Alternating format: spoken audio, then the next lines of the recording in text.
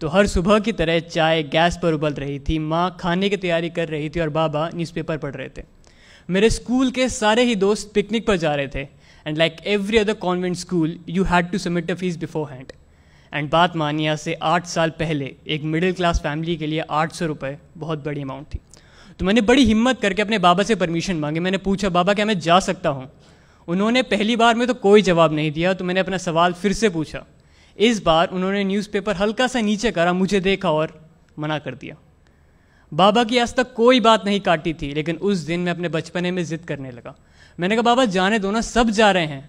उन्होंने गुस्से में कहा, मना कर दिया ना एक बार, समझ में नहीं आता। मैंने भी तैश में स्कूल बैग उठाया, साइकिल निकाली और फ़ौरन स्कूल चलाया। जब स्कूल पहुंचा तो देखा मेरे सारे फ्रेंड्स साइड में बैठ के प्लानिंग कर रहे थे और मैं बस ये सोच रहा था कि कैसे माँ बाप हैं यार, अपने बच्चे की खुशी नहीं देखी जाती। गुस्से में न जाने क्या क्या अनाप शनाप बोल रहा था। खैर, वापस आने का रास्ता जो महज 15 मिनट का था, उस रोज़ 1 घंटे में तय करा था। जब घर पहुंचा तो माँ ने पूछा, आज लेट कैसे हो गया? मैंने उन्हें कोई जवाब नहीं दिया। वो समझ गई थी कि मैं नाराज़ हूँ। उन्होंने मुझे समझाया भी, लेकिन मैं अपने बचपने में किसी की सुन कह रहा था। शाम को बाबा घर आए। उन्होंने बड़े प्यार से मुझे अपने पास बुलाया और समझाया कि बेटा फाइनेंशियल हालत सही नहीं है, समझो, अगली बार चले जाना। लेकिन मैं अपने बचपने में और गुस्से में न जाने क्या क्या अनाप शनाप बकने लगा। शायद इतना कि उनका हाथ उठ गया था मुझ पे।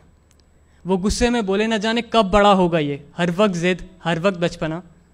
उस रात में खूब रोया था, शायद इतना कि रोते रोते खाली पेट ही सो गया था। जब रात में भूख से हल्की सी आँख खुली तो देखा माँ बाबा बात कर रहे थे। माँ ने बाबा से कहा, भेज देते हैं ना, साल में एक बार ही तो जाता है, वो भी खुश हो जाएगा। बाबा ने कोई जवाब नहीं दिया, वो बस उठे और बाहर टहलने चले गए थे। अब मुझे रात भर उतावलेपन में नींद तो नहीं आने वाली थी कि शायद अब सुबह पैसे मिल जाएंगे और मैं पिकनिक पर जा पाऊँगा। सुबह हुई, बाबा मेरे पास आए। उन्होंने मुझे पैसे थमाए और कहा, ये लो, पिकनिक पर चले जाना।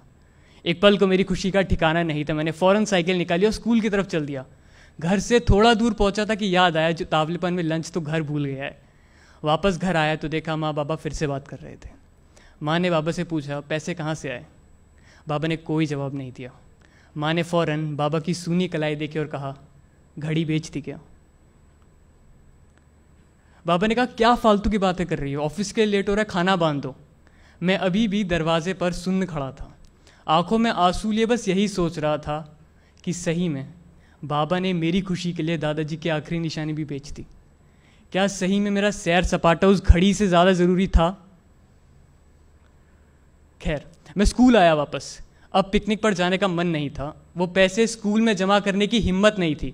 मेरे सारे फ्रेंड्स कह रहे थे, अविनाश चलना, चलते हैं, लेकिन अब बस जी सा नहीं था। वापस आने का रास्ता जो महज 15 मिनट का था, उस रोज़ फिर से 1 घंटे में तय करा। माँ ने पूछा, आज क्यों लेट है? उस रोज़ गुस्से में जवाब नहीं था और आज शर्म से। अगले दिन संडे था, मुझे पिकनिक पर जाना था। माँ ने सुबह जल्दी उठा दिया, कहता, उठ, पिकनिक पर नहीं जाना है। मैं सवेरे से ही आलस कर रहा था। आज चाय फिर गैस पर उबल रही थी, आज फिर कुछ बात करने का मन था। बाबा न्यूज़पेपर में मशगूल थे, जैसे कुछ हुआ ही ना हो। मैं उनके सामने बैठा। उन्होंने अपने पुराने अंदाज में न्यूज़पेपर हल्का सा नीचे करा, मुझे देखा और पूछा, नहीं जा रहा है क्या? मैंने फ़ौरन जेब में से एक डब्बा निकाला और उनकी तरफ आगे बढ़ाया। उन्होंने पूछा, इसमें क्या है? मैंने कहा, आप खुद देख लो। अब उनकी आंखों में भी हल्के हल्के से आंसू थे। वो घड़ी तो नहीं, लेकिन उससे कुछ मिलती जुलती घड़ी तो थी। वो अपने आंसू न्यूज़पेपर में छुपा रहे थे। इतने में माँ चाय लेके आई। उन्होंने सब देखा। माँ बाबा ने अपने पास बुलाया, गले से लगाया और कहा, आज हमारा बेटा बड़ा हो गया। तो हम शायद कभी कभी अपने बचपने में अपने माँ बाप का प्यार, वो सैक्रिफाइस, वो सब भूल जाते हैं, लेकिन वो कभी भी हमारे लिए अपना प्यार कम नहीं होने देते हैं। So from this stage, I just want to say one thing. I love you, Mom, Dad, and thanks for all the sacrifices you've ever done for me.